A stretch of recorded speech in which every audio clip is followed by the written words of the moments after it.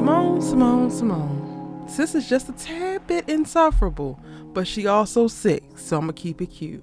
What's good, y'all? It's your good sis Erica Vane coming to you right here on Erica Vane TV with another all-American homecoming video.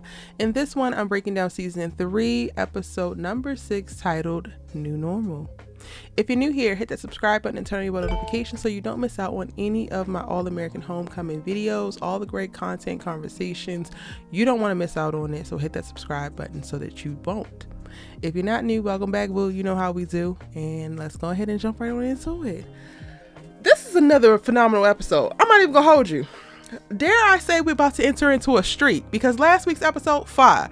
The episode before that was pretty good, turned corner, then launched us into last week's great episode, and then this episode was great. Another episode, y'all, where I did not actually miss Damon. I don't know who I am anymore. And then Lando has the nerve to be the rock, the steady hand, the stability, if you will.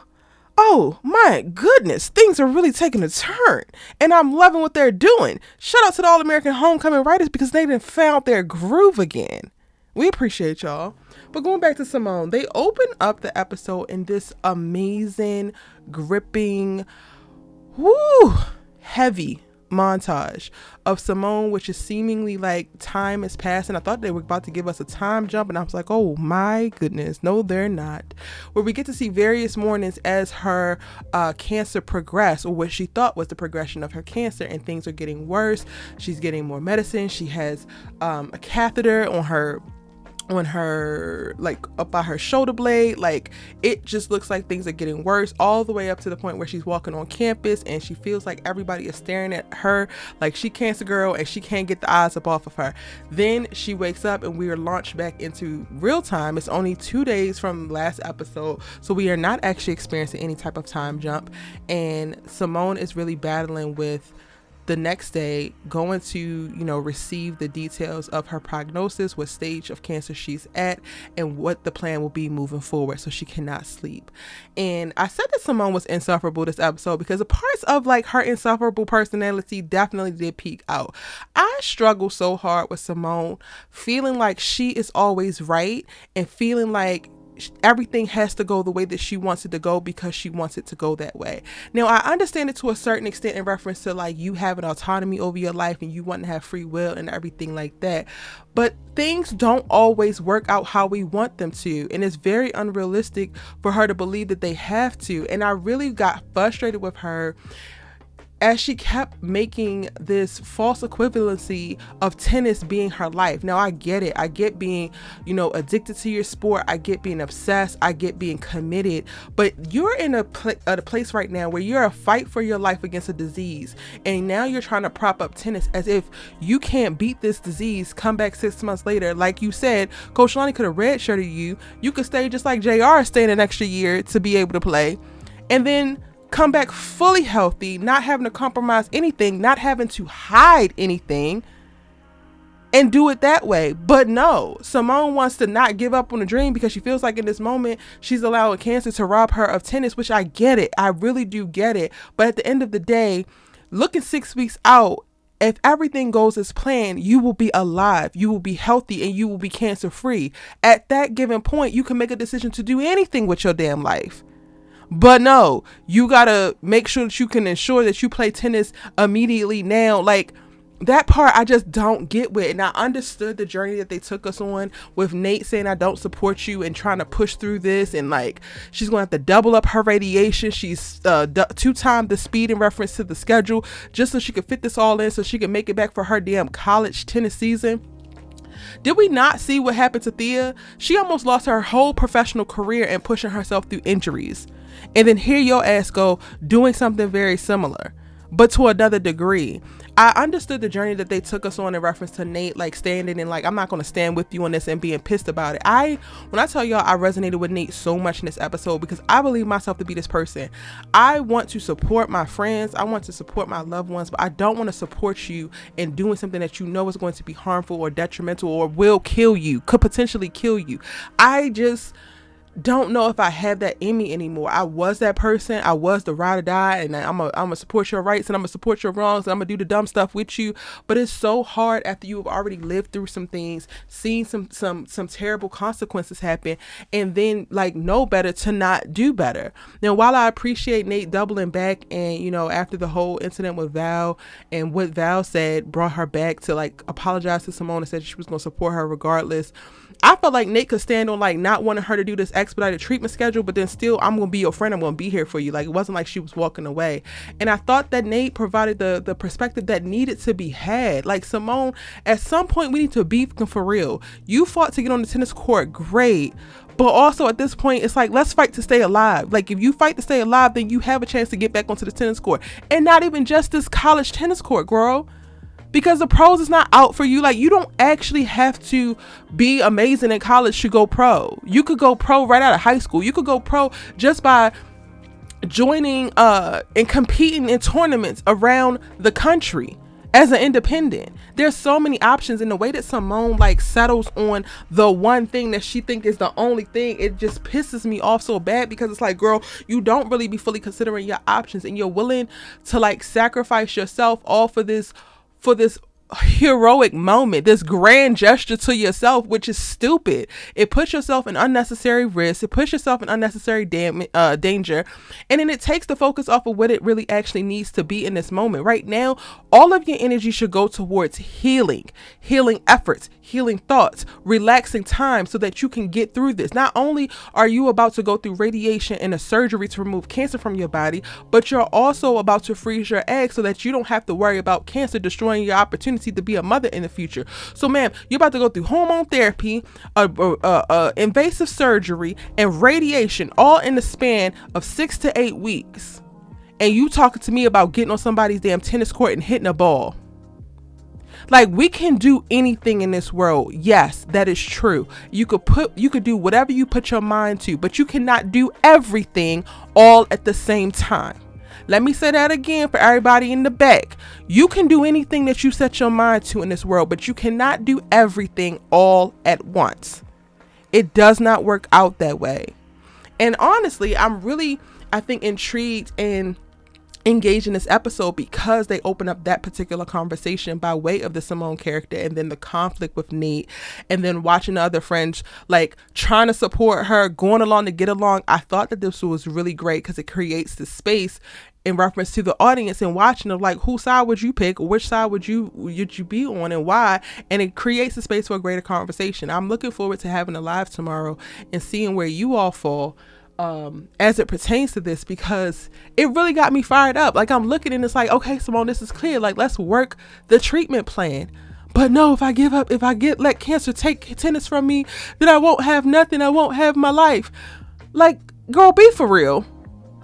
And then on top of that, so like, that's like 0.5% of why she was insufferable. The biggest part of why she's insufferable is that she's lying to other people, and then she's now forcing other people to lie for her. So you got Thea lying to Coach Lonnie. Now you got Nate, Keisha, Thea, everybody lying to Auntie Amara next week because you don't want to tell her. You ain't even told your mama yet. And at some point, Simone, I need us to be for real. You started this episode off talking about you ain't tell your mama and you ain't tell Auntie Amara because you didn't know the prognosis yet. I got it. Now you know the prognosis and you still not trying to tell people?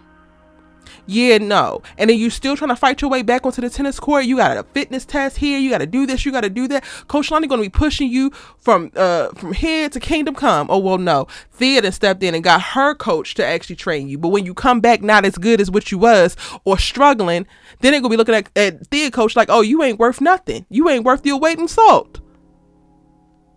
Like, I hate it, y'all. I hate the Simone decides this is what she's going to do, or this is what she wants to do, and everybody just has to go along with it and play like it's the best decision ever, because it's one of the worst decisions to not tell anybody, or not tell the people around you, not tell your aunt, not tell your mama that you actually have cancer. Girl, you are 21 with cancer in college.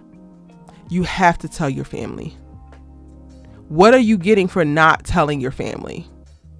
What are you getting for not telling your coach? And I would argue that there's something like, I don't remember verbatim just yet, I would have to like go back, but I would argue that when you sign your agreements and you get your scholarships, there's certain things that you have to abide by. Like, I don't know about them, but there's morality clauses that you have to abide by as a student athlete, especially if you're on scholarship. You have to present yourself in a certain way, and your medical history has to be disclosed.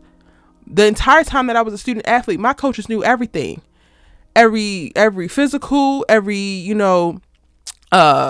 yearly. Like, whatever came up, they would know. They have to know, because low key, you're basically property of the university to a certain extent. So you trying to keep this from Coach Lonnie and everybody playing along like, okay, well, this is going to be fine. I swear I thought that Thea had told, and I said, good on you, Thea. And in that moment where Thea had talked to Coach Lonnie about Simone training with her coach, I said, Thea, please tell Coach Lonnie, I don't give a damn what Simone's talking about. And yet and still, she's decided to lie to support Simone's plan, even though she don't have a damn plan, but just to go along and get along, because the only way that you can support Simone Hicks is if you do exactly what she say, when she say, how she say. This was a good episode, because again, Simone was insufferable, but she's sick, so I can't be on her neck too much. She stressed me out so bad, because I just want her to go into this focus on the right things. Like, you do not need to be stressing yourself, raising your cortisol, like doing all of these other counterproductive things when your energy and focus 100% should be on healing. There are people who sit out seasons as pros. Serena did it and came back. Like, I want Simone to beat for real at some point, y'all, and it feels like she's never going to beat for real, but at least we got a really strong story as it pertains to her right now. And I have a little thought, and I'm not going to expound upon it here. I might expound upon it in the live or in a separate video. But in going back to my original statement of like, I didn't miss Damon in this episode either. Y'all, did Peyton leave? Did Peyton leaving make the show better? I'm just curious. I literally wrote down while I was watching, I was like, was Peyton's exit the best thing that could have happened to the show? Because now they don't have the love triangle to rely on as it pertains to Simone, so they're giving her a real story. Just a thought. Y'all can let me know in the comment section, or we could talk about it in the live tomorrow. I'm still processing my thoughts on it. That question just came up, so I decided to share. All right, Keisha girl, step on up. I did not know that I was going to get to a point where I would empathize with Keisha to the level that I'm empathizing with her right now, but I understand her so much better now that JR got her to unearth how triggered she is by Simone having cancer and having lost her mom to cancer, and specifically the whole everybody told her it was going to be okay, but her mother was dead 6 months later. That's heavy. Keisha is brave. Keisha is strong. Now so much of what she got going on, not the stuff before, because yeah, she's been lying to Cam before, but like how she's handling things right now, I'm really kind of proud of her, and I can 100% understand how she's fallen in love deeper with JR. 100% understand, because in the moment where she does actually need Cam to be Cam can't be Cam, because he feels like she's been lying to him and putting somebody else before him, and he hasn't been able to figure out how to communicate that, or he's frustrated or whatever. And this is the moment that she actually does need him to show up, because she is 100% triggered on a deeper level, and now he's not. But who's there? Coincidentally, accidentally, naturally, completely organically, JR, giving Gabby every single thing that she wants and needs in this exact moment, on top of still showing up for her in the way of being like a really, really great friend. That shit is sexy. I ain't gonna hold y'all. It is sexy as hell. So I get it. Now, I'm not gonna condone it, but again, I get it. And it sucks because yes, Keisha kind of started to make this bed, and she kind of needed to lie in it. But the moment that cancer enters the chat, the moment the losing the parent enters the chat, that's some next level trauma, some next level emotional experience that really overrides any type of logic or sense, any type of rationality, you know? So that's kind of where I'm at with Keisha. I really felt for her in this episode. And again, I did not anticipate feeling for her. And I really enjoyed the moment of JR like realizing like, yeah, something is actually wrong with you. And now I figured out what it is. Your mama and cancer. It's not just Simone's diagnosis. It's this.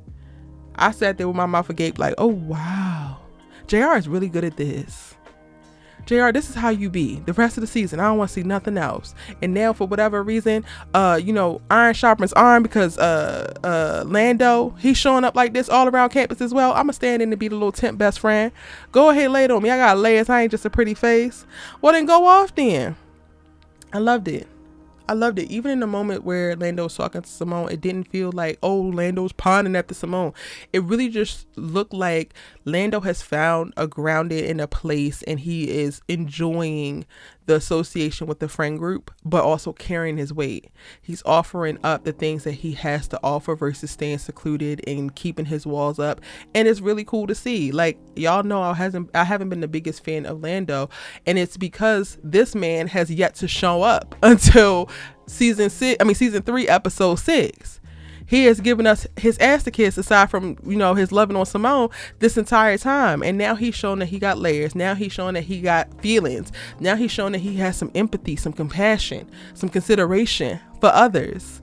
Like, yes, show up for Nate when Nate don't have anybody to talk to, and Nate is struggling with the fact that their childhood best friend, cousin, basically like a sister, said some untoward things, played in the face of all non-binary people at a time where you were still trying to figure it out, and then never came back and apologized for it. Then wants to pop up later because she in town and want to kiki and ha, but you still got beef. And then on top of that, she happened to be representing the boy who beat the hell out of Ezra. Yeah, Nate. It might be inconsequential to Simone's cancer diagnosis, but this is some heavy stuff, and I'm really glad that Lando was able to show up in the moments that he did, so that she could have somebody to, listen, talk things out with. Watching Nate process with Val was really powerful, I think, as well. So again, the show is just, it's gotten so much more meaningful and so much more specific in the story, and I love it here. This is what I needed this whole entire time, and now I'm getting pissed because this is our last season, y'all, and I could do this for another 5 seasons at least. But anyway, Nate and Val's conversation, once Nate was coached by Lando to go back and tell Val, like, this is what specifically set me off. I enjoyed it. I'm so glad that Val immediately apologized. I'm so glad that Val spoke to, not necessarily knowing herself, and figuring it out and being stupid. I think that particularly resonates on a deeper level, or not necessarily deeper level, on a more broad level of like all of the little influences that we see right now getting canceled because of their little racist past. Some people need to speak to the fact of like, yes, I was racist. I might still be racist, and this is the things that I still need to learn. But I ain't gonna change the subject. Now, Val, you representing Ezra's attacker. That's some wild stuff, honey. And what you said was 100% right about Nate having to accept people for not doing what she might want or believe is right. But this is different, honey, because you are 100% representing an attacker. And the way that you did that press conference, you was trying to flip it like you Annalise Keaton, and you trying to get these kids off, but they killed them. And I don't like that, because Ezra did not actually deserve that. So, Val, I'm going to need you to sabotage your client's case on the back end and don't get caught doing it if you ever want to be in Nate's life again. And Nate's a bad bitch, and you want to be her friend, so you might want to go ahead and sabotage that case for me real quick. Just real quick. Yeah. Y'all, I think I want to unpack this a little bit more on live, but I was trying to figure out what was Gabby's deal. I wasn't mad at her, but I was like, dang, girl, you done had enough, huh? Up until JR did the whole grand gesture with the dinner and the book and the I was like, oh, she done had enough. This is what it looked like. We start to check out because the thing didn't run short. But you know what? I'm glad that she did it, because it forced JR to realize how he wasn't showing up in the relationship, how he hadn't created any space for her in the relationship, and taking the time to put the focus back on her, to put the focus back on her interests. I'm like, yes, this is what we deserve. And this is something that you all the men can look to and be like, let me audit my relationship real quick. How desired does my girl feel? How seen does my girl feel? Do I know her interests? Do she feel like I show up in her interests the same way that she show up in mine? Because if the answer is no, then you need to pull out them damn tights, pull out the damn petticoats, yeah, and get to planning the most amazing fantasy, beautiful, in your girl world ass date you could possibly plan. Gabby deserves, and we love it.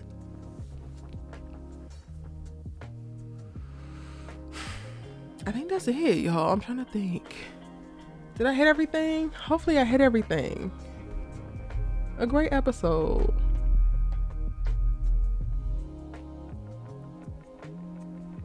And I like the way that they're using Thea. I don't like the Thea line and Coach Lonnie, but I like the way that they're using Thea thus far. I ain't mad at it. If I missed something, y'all, we could talk about it on the live. I go live every Tuesday after a new All-American Homecoming episode around 6:15 p.m. Pacific Standard Time, which is 9. Oh, but I'm on East Coast time right now. Ooh. So we probably gonna go live like around 7 something tomorrow, y'all. I ain't even gonna hold you. 7 Eastern. Bless y'all's heart when y'all be on live with me, because I don't know how y'all be up that late. I ain't even gonna be able to do it. I'm a shoot for 7:30. West Coast folks, I'm sorry for the 4:30 p.m. But I'm gonna shoot for 7:30 tomorrow. Yeah.